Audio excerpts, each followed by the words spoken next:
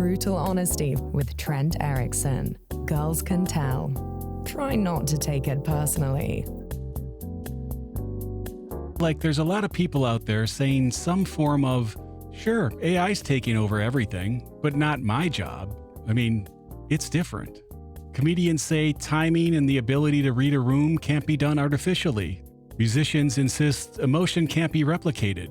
Teachers think shaping young minds requires a human connection that only a real, live human can offer. Doctors believe diagnosis needs intuition that can only come from experience.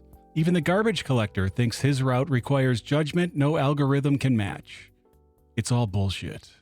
And we tell ourselves these things because the thought that we might actually be replaceable is just too uncomfortable to face. Even the people telling you how to adapt are full of shit too. Every expert, think tank, and consultant selling you the how to AI-proof your career are just guessing, and their guesses are obsolete the moment they leave their mouths. What this episode's really about is that nobody knows what's coming next, and that might be scarier than the AI takeover itself. Let's start with the creatives, because they're the loudest about being irreplaceable. Comedians claim AI can't touch them. The timing and honesty, the reading of a room, these are uniquely human skills, is their argument. But they're wrong. A USC study found nearly 70% of participants rated ChatGPT jokes funnier than those written by regular people. And it only gets worse. AI can now detect real-time audience reactions through facial recognition and sentiment analysis, analyzing micro-expressions, vocal tone, and even physiological responses. That means AI can write funnier jokes and can read your face better than the comedian on stage can. It knows when you're about to laugh before you do. Give it a few more years and it'll be able to adjust material mid-set based on crowd response faster than any human comic ever could. It isn't there yet, but it will be, and faster than you think. Musicians make the same argument. AI can't capture real emotion. It can't write a song that makes you feel something. Except it already has. There's a track called Dust on the Wind by The Velvet Sundown, fully AI generated using tools like Suno. It went viral on Spotify in 2025. People thought it was a human-crafted indie hit. It's not. It's AI pulling from every melody, lyric, and every emotional song humans ever recorded. AI doesn't need to feel emotion when it can analyze billions of data points about what makes humans feel emotion and duplicate the pattern, which it can do infinitely faster than any musician ever could. Teachers think they're safe because education requires human connection, mentorship, and inspiration no algorithm can provide. But AI tutors like Conmingo are already personalizing lessons for individual students, adapting in real time to their learning style. They grade papers, answer questions at 3 a.m. when the teacher's asleep. They never get tired, never have a bad day, and never get burned out. The human connection argument assumes that kids prefer human teachers. Ask a struggling student whether they want to raise their hand in front of 30 classmates or ask an AI that won't judge them. It's pretty clear which they'd choose. Doctors talk about diagnosis, surgery, the life or death decisions that require years of training and human judgment. IMB Watson diagnoses certain cancers more accurately than human oncologists. Surgical robots perform procedures with steadier hands than the best surgeons. AI analyzes medical imagery and captures things humans miss. The bedside manner argument is another defense, and it's weak. Most patients see their doctors for answers and accuracy, and AI beats them on both. We turn to our families for comfort. Podcasters think rambling into a mic requires realness. Meanwhile, tools like Notebook LM generate entire episodes in seconds where the voice sounds more polished than half the shows out there. They adjust pacing, add natural pauses, even throw in the occasional for a true feel. You might be listening to one right now. You're not. I'm real and right here. Shit, that's exactly what AI would say to throw you off. Shit, that's exactly what it would say too. Influencers say things like, AI can't replicate a personality like mine, but AI avatars like Aitana Lopez have millions of followers without ever existing. They post 24/7, never have scandals, get tired, or have a bad day, and sponsors love them because there's no ego to manage. I could keep going. Flight attendants think calming nervous passengers or keeping them safe requires human warmth and knowledge of procedures. But AI safety systems and robotic service carts are already being tested. Nurses believe bedside manner can't be replicated, but AI monitors vitals with zero fatigue and dispenses medications without error. Carpenters say their craft requires hands-on skill, but 3D printed homes go up in days, and robotic construction crews are already handling precision work. Lawyers think legal reasoning is too complex. Property managers think tenant relations require human judgment. Even garbage collectors think route optimization needs their experience. Everyone's got a reason why they're different. They're not. Let's take a look at some real projections. The numbers are real, even if nobody agrees on what they mean. The World Economic Forum projects 92 million jobs displaced by 2030, with 170 million new ones emerging. That's a net gain of 78 million jobs, which sounds pretty good. It's not, because these aren't direct exchanges happening in the same locations with the same individuals. Factory worker in Ohio doesn't become an AI trainer in Silicon Valley just because the total number of jobs increased. That's not how displacement works. But the biggest problem is, nobody can tell you what those 170 million new jobs actually are. They say AI-related fields, prompt engineers, AI ethicists, and data annotators. Okay, how many prompt engineers does the world need? A few thousand? Maybe tens of thousands if we're generous. That doesn't absorb 92 million displaced workers. And even if those jobs are around today, they won't exist in 5 years. Prompt engineering might be obsolete by 2030 when AI gets better at prompting itself. We're telling people to retrain for jobs that likely won't exist by the time they finish training or soon thereafter. McKinsey says up to 30% of jobs could be automated by the mid-2030s. PwC says 40%. Forbes says 50 to 60% by 2040. These are mainstream think tanks, but none of them can tell you exactly which jobs survive, what skills you'll need, or how long those skills will stay relevant. Because this isn't like previous industrial shifts where we had decades to adjust. This is happening in months and years, not generations. People are comparing this to the Industrial Revolution or the invention of the Internet. We adapted then and will adapt now. Except this is fundamentally different. The Industrial Revolution mechanicized physical labor. It displaced farmers but created factory jobs. Humans were still necessary, just in different roles. AI is different because it automates cognition itself. It doesn't just replace your hands, it replaces your brain. And unlike previous revolutions, where humans moved up the value chain from physical labor to cognitive work, there's nowhere left to move now that AI is coming for the cognitive work too. Experts say what's left is creativity and emotional intelligence, except we just established that AI is getting pretty damn good at both of those. The pace of change is also different from the past industrial revolution, requiring more rapid adaptation from workers and organizations. The Industrial Revolution took decades. The Internet took years. AI breakthroughs are happening in months, sometimes weeks. By the time you retrain for the safe career, the requirements for the job have changed. So, what are you supposed to do? Every article, LinkedIn post, and consultant has the same advice. Upskill, learn AI, become AI literate, focus on uniquely human skills. Okay, upskill into what exactly? 6 months ago, prompt engineering was the hot new field. Now there are tools that do it automatically. Data annotation was supposed to be a growth industry. Now AI annotates its own training data. The roadmap everyone's telling you to follow is based on projections that change faster than you can follow them. In January 2025, the advice was to learn to work with AI. 6 months later, the advice shifted to specialize in AI oversight. By the time you're listening to this, it'll probably be something else entirely.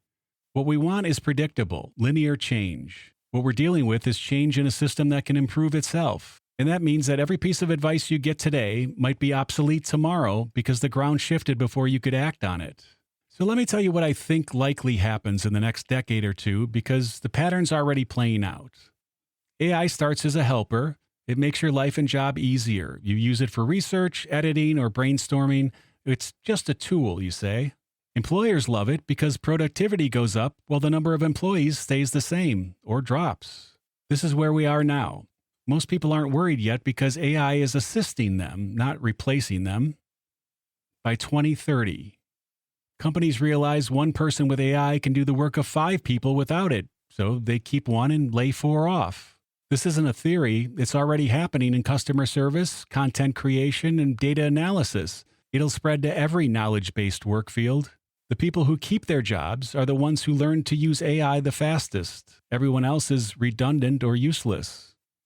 By 2040, AI gets good enough that it doesn't need human oversight for routine tasks. Entire job categories disappear because machines do them better and cheaper.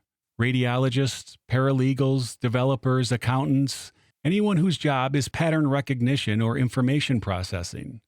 The creative jobs hold out longer, but not forever, because AI trained on every song ever written can create music. AI trained on every movie ever made can write scripts. AI trained on every podcast ever recorded can generate episodes. But let's push past the next 15 years, because if you really want to understand where this goes, you need to see the full arc, and it's not great. Most people can accept the abstract idea that AI will take over, but they can't visualize how. So let me walk you through it, logically following its natural course. Phase 1, now through 2030. AI gets embedded in systems that are too complex or boring for humans to want to do anyway. Power grids, supply chains, traffic systems, financial markets, nobody objects because it's making things run better. Companies adopt AI assistants that make workers more productive. One person does the work of three. Companies don't hire 3 more people, they have 3 fewer jobs. This happens slowly enough that each instance feels like business as usual. Governments use AI for administrative tasks like processing permits, managing benefits, tax collection. It's faster and cheaper than humans. Citizens actually like it because the wait times drop. Nobody's alarmed yet because humans are still in charge. We're just delegating the tedious parts we don't want to do. Phase 2, 2030 to 2040. AI gets considerably better than humans at specific critical tasks. Medical diagnoses. AI catches diseases easier with higher accuracy. Patients start requesting AI analysis over human doctors for anything routine. Legal research. AI finds precedents and builds cases faster than any associate can.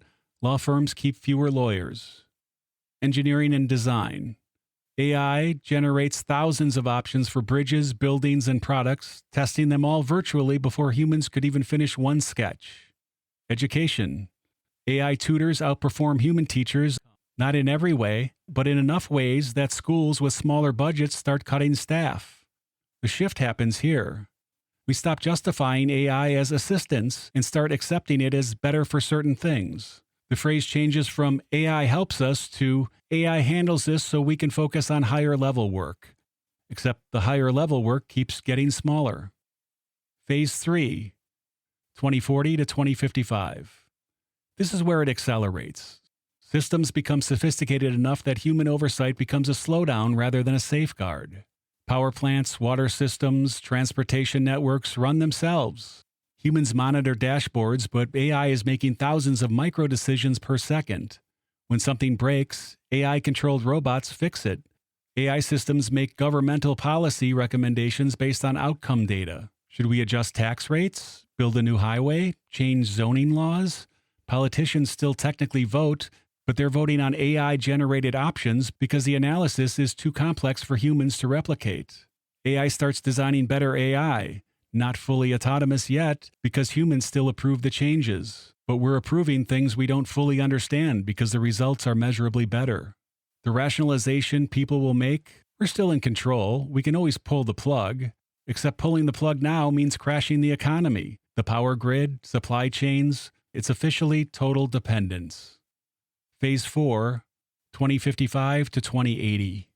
This is pretty much where it gets uncomfortable. Things are worse with humans in the loop. AI optimizes energy production and distribution perfectly.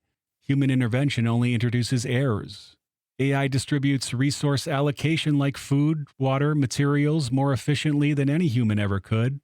AI has superior conflict resolution. It mediates disputes based on precedent, outcomes, and proven theory. Human emotions just complicate things. Manufacturing and maintenance are fully automated. Robots build robots. AI designs better robots. The big question society faces is, what are humans for at this point anyway? Some argue humans provide meaning, ethics, and purpose. But AI has been trained on every ethical framework humans ever created. It can simulate human values better than most humans can even explain them. The only argument that's left is, but it's our world. Except the world runs better without us making decisions, and at some point, that becomes obvious to everyone. Phase 5, 2080 and beyond. It's gradual irrelevance. Humans become consumers, not producers. Universal basic income is a necessity because there's no economic role for most people. AI now manages us, keeps us comfortable, entertained, and healthy. Like pets. Birth rates continue declining. This is already happening in developed nations because there's no economic or social pressure to have kids, and raising them seems pointless when there's no future role for them to fill. Entertainment, relationships, hobbies become the entire reason for humans' existence, which sounds nice until you realize that having no purpose to your life isn't much of a life at all. You'd think humans would go extinct from war or some plague or catastrophe. Instead, we just gradually become optional. A few generations of declining population, AI maintains everything perfectly, and eventually there just aren't that many of us left. The ones remaining live comfortable, meaningless lives in a world that doesn't need them. AI just outlives us. The most important insight is every step feels reasonable at the time. Nobody asks for human obsolescence, but in asking for efficiency, safety, better healthcare, cheaper goods, and for less tedious work, that's exactly what we got. Each individual decision makes sense. The cumulative effect of those decisions make us irrelevant. And by the time we see what's happening, we're too dependent to reverse it. Turning off AI would mean economic disasters, infrastructure failures, and mass death. So we don't. So what do we actually do? Will any of this advice matter if we're headed toward phase 5? Maybe not. But we're not there yet, and the next 20 to 30 years still matter. So here's what you do in the meantime. 1, you stop looking for the safe career. There isn't one. Every job is going away in a long enough timeline. Accept that and plan accordingly. 2, build financial resilience. If your job's at risk, and it is, you need a buffer. 6 months of expenses minimum, a year if you can swing it, because retraining takes time. 3, learn to learn fast. The specific skill doesn't matter as much as your ability to pick up new skills quickly, because whatever you learn today will be obsolete in 5 years, maybe 2. 4, diversify your income. Don't rely on one job, client, or revenue stream. The more ways you can make money, the harder you are to eliminate entirely. 5, build real relationships. When the economy is uncertain, networks matter. The people who know you, trust you, and will vouch for you are worth more than any credential. 6, stay human. Now this sounds like bullshit advice, but being someone people actually want to be around has value. Be genuinely present and curious, while genuinely giving a shit.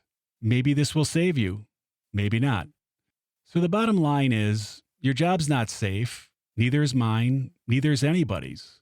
And the people telling you they have the answers are lying. Not necessarily maliciously, it's just they don't know either. We're in uncharted territory. During the Industrial Revolution, there was a vision of a way out. The internet boom had the same. You could see a way through it. This is different. I just walked you through one possible future in 5 phases from here to irrelevance. Maybe it could be stopped, but it would require global coordination, willingness to accept less efficiency and wealth, and humans collectively agreeing to keep doing hard work that AI could do better. Good luck with that. The prisoner's dilemma kills us.